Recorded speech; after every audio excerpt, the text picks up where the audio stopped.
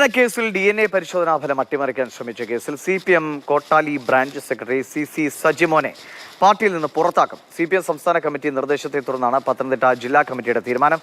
ജിബിൻ തന്നെ അതിന്റെ വിവരങ്ങൾ നൽകും. ജിബിൻ, എന്താണ് ഈ നടപടിക്ക് അടിസ്ഥാനമായ സംഭവം?